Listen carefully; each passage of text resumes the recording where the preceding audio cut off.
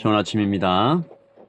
오늘은 9월 13일 수요일입니다. 우리에게 주신 말씀 열왕기상 5장 1절에서 18절까지 말씀 함께 보겠습니다. 솔로몬이 기름 부음을 받고 그의 아버지를 이어 왕이 되었다 함을 두로 왕 히람이 듣고 그의 신하들을 솔로몬에게 보냈으니 이는 히람이 평생에 다윗을 사랑하였습니다. 이에 솔로몬이 히람에게 사람을 보내어 이르되 당신도 알거니와 내 아버지 다윗이 사방의 전쟁으로 말미암아 그의 하나님 여호와의 이름을 위하여 성전을 건축하지 못하고 여호와께서 그의 원수들을 그의 발바닥 밑에 두시기를 기다렸나이다. 이제 내 하나님 여호와께서 내게 사방의 태평을 주심에 원수도 없고 재앙도 없도다. 여호와께서 내 아버지 다윗에게 하신 말씀에 내가 너를 이어 네 자리에 오르게 할 내 아들 그가 내 이름을 위하여 성전을 건축하리라 하신 대로 내가 내 하나님 여호와의 이름을 위하여 성전을 건축하려 하오니 당신은 명령을 내려 나를 위하여 레바논에서 백향목을 베어내게 하소서. 내 종과 당신의 종이 함께 할 것이요 또 내가 당신의 모든 말씀대로 당신의 종의 삭슬 당신에게 드리리이다. 당신도 알거니와 우리 중에는 시돈 사람처럼 벌목을 잘하는 자가 없나이다. 히람이 솔로몬의 말을 듣고 크게 기뻐하여 이르되 오늘 여호와를 찬양할지로다. 그가 다윗에게 지혜로운 아들을 주사 그 많은 백성을 다스리게 하셨도다. 하고 이에 솔로몬에게 사람을 보내어 이르되 당신이 사람을 보내어 하신 말씀을 내가 들었거니와 내 백향목 제목과 잣나무 제목에 대하여는 당신이 바라시는 대로 할지라. 내 종이 레바논에서 바다로 운반하겠고 내가 그것을 바다에서 뗏목으로 엮어 당신이 지정하는 곳으로 보내고 거기서 그것을 풀리니 당신은 받으시고 내 원을 이루어 나의 궁정을 위하여 음식물을 주소서. 하고 솔로몬의 모든 원대로 백향목 제목과 잣나무 제목을 주매 솔로몬이 히람에게 그의 궁정의 음식물로 밀 2만 고루와 맑은 기름 20고루를 주고 해마다 그와 같이 주었더라. 여호와께서 그의 말씀대로 솔로몬에게 지혜를 주신 고로 히람과 솔로몬이 친목하여 두 사람이 함께 약조를 맺었더라. 이에 솔로몬 왕이 온 이스라엘 가운데서 역군을 불러일으키니 그 역군의 수가 3만 명이라. 솔로몬이 그들을 한 달에 10,000명씩 번갈아 레바논으로 보내매 그들이 한 달은 레바논에 있고 두 달은 집에 있으며 아도니람은 감독이 되었고 솔로몬에게 또 짐꾼이 7만 명이요 산에서 돌을 뜨는 자가 8만 명이며 이외에 그 사역을 감독하는 관리가 3,300명이라. 그들이 일하는 백성을 거느렸더라. 이에 왕이 명령을 내려 크고 귀한 돌을 떠다가 다듬어서 성전의 기초석으로 놓게 하매 솔로몬의 건축자와 히람의 건축자와 그발 사람이 그 돌을 다듬고 성전을 건축하기 위하여 제목과 돌들을 갖추니라. 아멘. 하나님의 말씀입니다. 한번 더 읽으시면서 묵상하시겠습니다.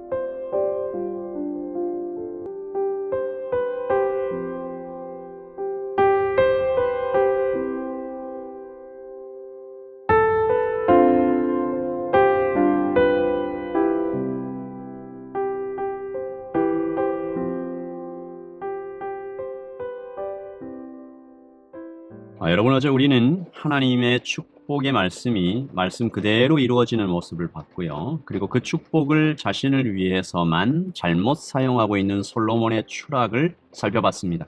참 안타까운 일이죠. 솔로몬이 하나님께서 주신 축복을 정말로 귀하게 여기고 그의 인생 전체에서 하나님을 잘 붙잡았다면 얼마나 아름다운 일이 생겨났을까 생각해 봅니다. 오늘 솔로몬은 성전 건축을 준비하고 있는데요. 시작은 두로 왕 히람에게서부터 시작이 되죠. 솔로몬이 이 히람 왕에게 보낸 편지를 한번 읽어보겠습니다. 5절입니다. 여호와께서 내 아버지 다윗에게 하신 말씀에 내가 너를 이어 내 자리에 오르게 할 내 아들 그가 내 이름을 위하여 성전을 건축하리라 하신 대로 내가 내 하나님 여호와 이름을 위하여 성전을 건축하려 하오니 당신은 명령을 내려 나를 위하여 레바논에서 백향목을 베어내게 하소서. 하나님의 명령에 따라 성전 건축을 시작하려고 하니 당신의 나라에서 좋은 백향목, 얻을 수 있게 좀 해달라. 이게 무역의 시작을 무역할 수 있게 해달라는 요청이죠. 역사가 요세푸스가 이 편지가 두로의 문서 보관소에 보존되어 있었다라고 기록했는데 실제로 역사 속에 이런 일들이 일어나고 있다라는 증명입니다. 그리고 오늘 말씀에는 이 실제적인 제안들 그리고 히람의 답장, 이 오늘 말씀의 내용을 꽉 채우고 있습니다. 이 성전 건축을 이방 민족 두로의 왕 히람이 적극적으로 도와가는 과정인데요. 1절에 보시면 히람이 솔로몬을 사랑했다. 7절에 보면 히람이 하나님을 찬양했다. 12절에 보면 솔로몬이 하나님께서 주신 지혜로 히람과 좋은 계약을 맺었다. 뭐 이렇게 그래서 오늘 말씀을 그냥 이렇게 쉽게 가볍게 읽어 내려가 버리면 솔로몬이 거룩한 성전 건축을 순수한 마음으로 잘 시작해서 준비해 가고 있고 심지어 이방 민족인 두로 왕 히람도 거기에 동참하는 모양새를 볼 수 있어서 이 말씀 전체에서 거룩, 연합, 순수, 심지어 선교적인 성공까지 엿보게 되는 그렇게 말씀을 읽어 내려갈 수 있습니다. 하지만 조금 더 말씀을 자세히 들여다보면 여기에는 실리, 눈치 싸움, 그리고 백성들의 눈물과 땀도 함께 묻어 있는 것을 좀 볼 수 있죠. 7절에 히람이 하나님을 찬양했다라는 것은 신앙 고백이 아닙니다. 이것은 큰 계약을 따낸 것에 대한 기쁨과 이 솔로몬에 대한 존중이죠. 절대로 신앙 고백은 아닙니다.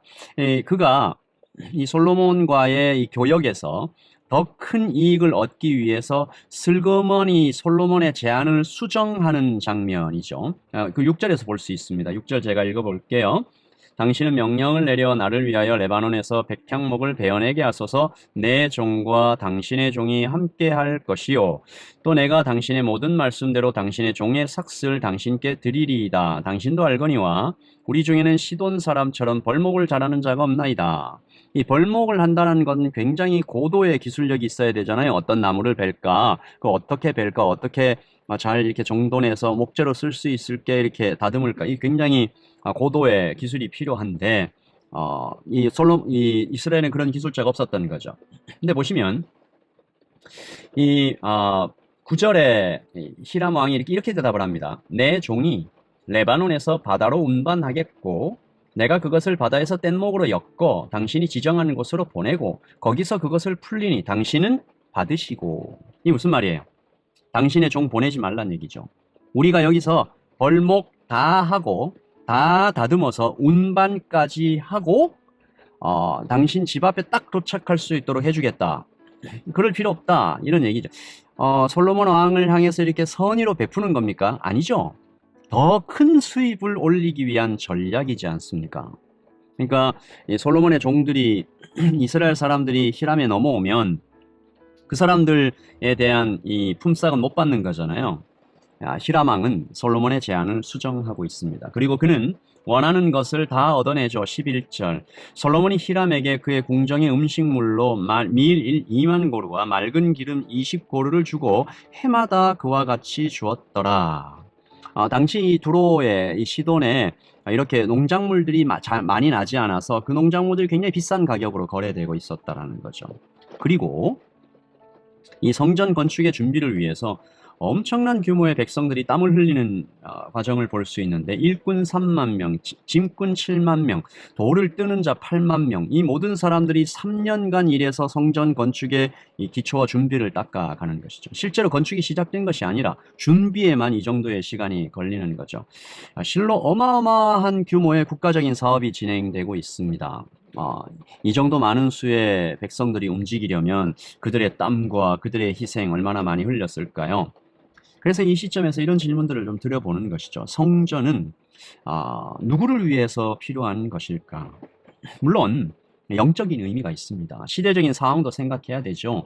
온 우주를 통치하시는 하나님의 집, 하나님을 보여주려면 뭐 얼마나 더 크게, 얼마나 더 많이 준비해도 부족하고 또 부족하겠죠. 하지만 우리가 이 성전 건축에 대한 말씀을 읽으면서 잊지 말아야 할 것, 그리고 솔로몬도 잊지 않아야 했을 것은 무소부재하신, 어디 하나 계시고 전지전능하신, 모든 것을 아시고 모든 것이 가능하신 하나님께 집이 꼭 필요한가라는 질문입니다.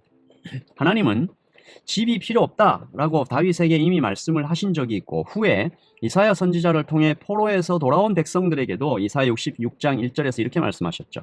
여호와께서 이와 같이 말씀하시되 하늘은 나의 보좌요 땅은 나의 발판이니 너희가 나를 위하여 무슨 집을 지으랴? 내가 안식할 처소가 어디랴? 그러니까 하나님께 더 중요한 것은 따로 있다라는 겁니다.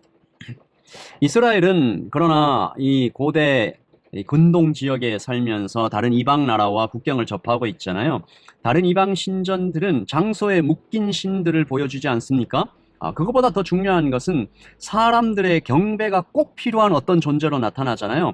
보신 적이 있을지 모르겠지만 로마 그리스 신화의 신들을 보면 사람들이 그 신에 대해서 관심을 가지면 힘이 강해지고 관심이 없어지면 그 신의 힘이 약해지는 그런 모습을 볼 수 있습니다. 하나님은 그런 분이 아니잖아요.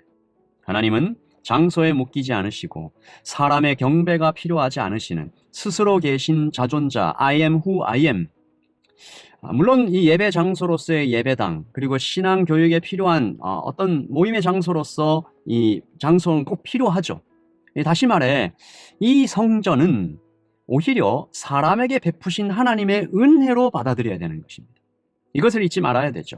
솔로몬과 당시 이스라엘 백성들도 이것을 잊지 말고 하나님께 내가 뭔가 하나님의 집으로 좋은 것을 선물해 드렸다라는 공로의식이 아니라 하나님의 집으로 불리는 곳이지만 사실은 우리를 위하여 허락해 주신 하나님의 선물이구나. 여기에서 찬양하고 경배하고 하나님을 기억하고 그렇게 하는 곳이구나 라고 감사와 감격으로 올려드려야 할 장소라는 것이죠. 우리도 주일마다 또 아침마다 또 정해진 예배 시간마다 하나님의 예배의 장소로 모입니다. 그리고 예배할 때 우리의 영이 살아나고 우리의 인생이 힘을 얻는 것을 경험하죠. 예배할 때 하나님을 더욱 가깝게 체험하는 것으로 우리는 감사하는 것입니다. 그리고 오늘 이 성전 건축을 준비하는 이 솔로몬의 정성을 우리가 좀 본받아 볼 필요가 있습니다. 우리는 하나님께 드릴 예배를 위하여 이렇게 마음과 몸을 다해서 준비하고 있는가? 그리고 두 번째, 오늘 우리가 살아가고 있는 이곳이 하나님의 집이라고 이름 붙일 만한 그런 거룩한 하나님의 장소, 성전이 되고 있는가 질문하면서 오늘 하루를 시작하는 것입니다. 여러분, 하나님은 장소에 묶이신 분이 아니고 하나님은 사람의 경배를 받아 어떤 힘을 유지하시는 분이 아니심에도 불구하고 우리에게 예배의 장소를 허락하심으로 우리에게 선물해 주시는 것이죠. 우리 오늘 아침 하나님께 다시 한번 감사의 기도를 드리면서 이 하루를 시작합니다. 하나님 감사합니다. 하나님 고맙습니다.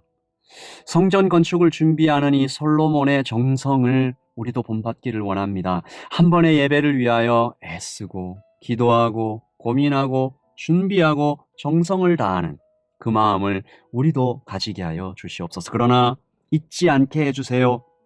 하나님은 이 장소에 묶이시는 분이 아니라 하나님은 우리의 경배가 필요하신 분이 아니라 이 모든 것이 우리에게 다 하나님께 주신 선물이라는 것을 기억하고 감사와 감격으로 예배 장소에 올 때마다 또 우리가 살아가고 있는 이 장소가 성전 될 수 있도록 주님 도우시고 인도하여 주시옵소서. 하나님 감사합니다. 하나님 사랑합니다. 하나님 오늘 이 하루도 하나님과 동행하는 내가 걷는 모든 길이 하나님의 집 될 수 있도록 도와주시옵소서. 하나님 오늘을 지키시고 보호하실 우리 주 예수 그리스도의 이름으로 기도합니다. 아멘. 여러분 오늘도 하나님 안에서 평안하십시오. 샬롬.